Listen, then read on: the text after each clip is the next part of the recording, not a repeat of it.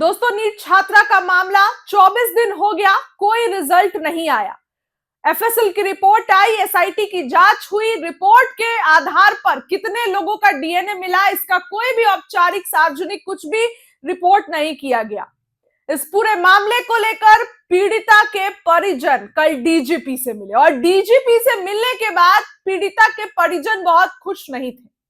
उनका रिएक्शन क्या था यह आपको भी पता है। बकायदा पीड़िता की मां रो रही थी और उन्होंने ये भी कहा कि हम गड्डी नहीं दिए ना, इसीलिए मेरी बात नहीं सुनी जा रही है। जो गड्डी दी है उनकी बात सुनी जा रही है। पप्पू यादव ने खुलासा किया कितने रुपए में डील हुई। अब इस पूरे मामले को लेकर, पूरे विवाद को लेकर पीड़िता पक्ष के वकील एसके पांडे ने खुलासा किया है।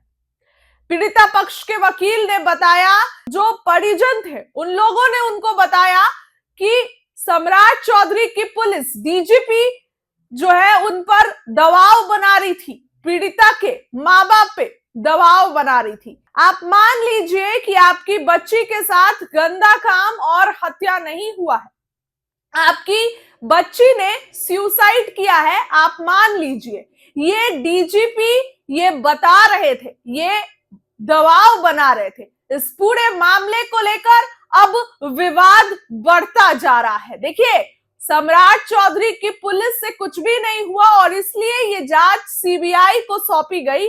ये बातें अब कही जा रही है किसके तरफ से?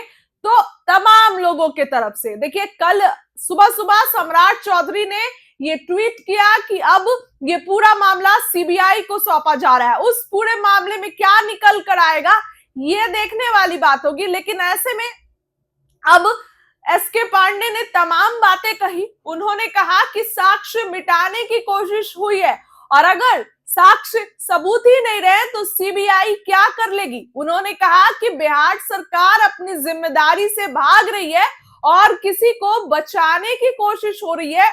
ये बात उन्होंने ही कहा, एसके पांडे ने कहा। अब इस पूरे मामले को लेकर विवाद बढ़ता जा रहा है और सरकार ने भी सीबीआई को जिम्मेदारी कब सौंपी?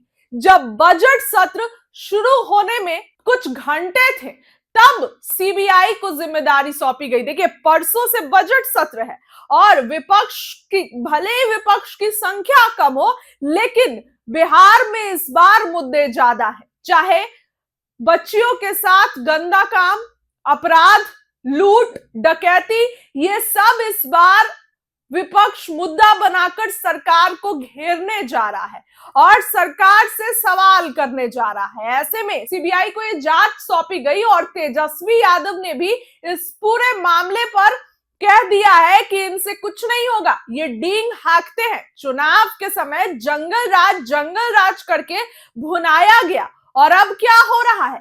सीबीआई को ये केस सौंपने का मतलब कि बिहार पुलिस से एक जो केस भी नहीं सुलझ रहा है। वहीं पप्पू यादव इस पूरे मामले पर खुलासा कर रहे हैं कि कोई नेता का बेटा शामिल, कोई बड़ी मछली शामिल। तो ऐसे में अब देखने वाली बात होगी कि इस पूरे मामले में क्या कुछ होता है। 25 दिन हो गए, सीबीआई को केस सौंप दिया गया। अब सीबीआई अपने तरीके से जांच करेगी। वहीं आए दिन पटना की सड़कों पर प्रदर्शन कर रही हैं लड़कियां, इंसाफ मांग रही है। कब मिलेगा इंसाफ, ये सवाल पूरा बिहार पूछ रहा है।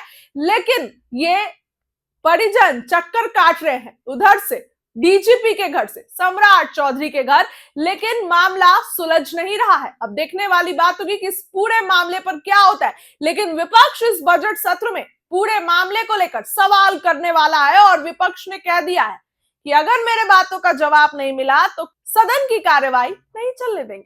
इस खबर के लिए इतना ही। बहुत बहुत धन्यवाद।